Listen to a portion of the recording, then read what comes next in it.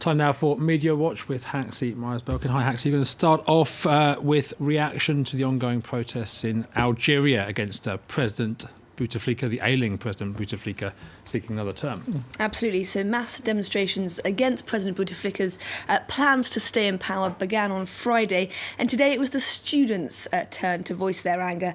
Bouteflika came to power 20 years ago, and many of these students have only known him as the country's leader, and they have quite simply had enough. Social media this Tuesday full of images of students' demonstrations across the country. Enough corruption. This government needs to go, says one Twitter user.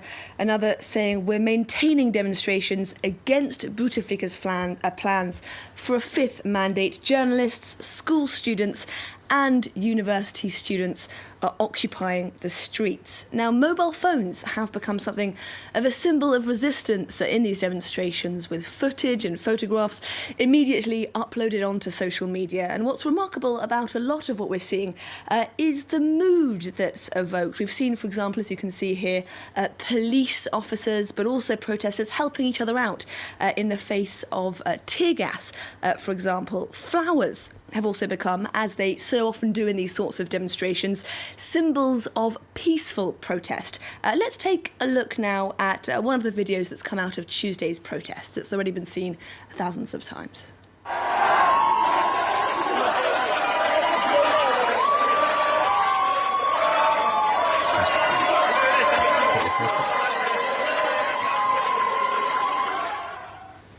Now, the reason this sort of citizen-generated content is playing such a crucial role in these demonstrations is that traditional media outlets are actively being prevented from covering the story by the Algerian authorities. According to NGO Reporters Without Borders, authorities are doing all they can to silence any media outlet that wants to cover these mass demonstrations. The group also citing instances of physical aggression towards journalists.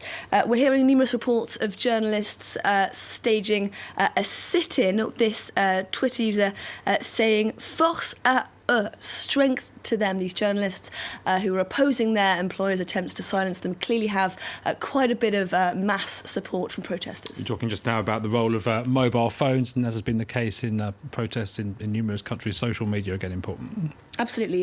This piece in Algerian news and comment site TSA goes so far as to say that social media has in fact become the primary place the opposition can share ideas and get organised.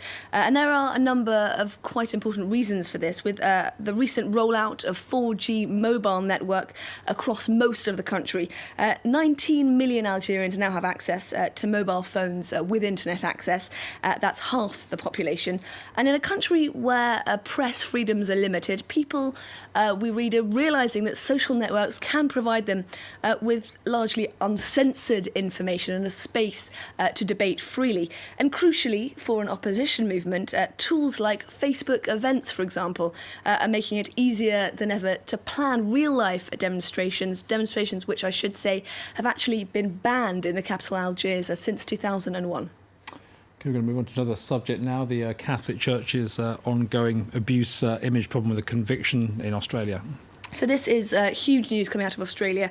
We are, after all, talking about the third most important person in the entire Catholic Church being convicted on multiple charges, including, we shouldn't forget, the rape of a child. This is the front page. The West Australian newspaper is going to be running on Wednesday. The A taken out, an E put in, pray to God, a little pun there. Meanwhile, some graffiti has appeared in Melbourne depicting Pell handcuffed, kneeling in prayer, with a demon lurking over his shoulder. A possible reference there to comments by the Pope a couple of days ago. He said that any abuse of a child is the work of the devil. Many people, as you might imagine, feeling vindicated at this conviction.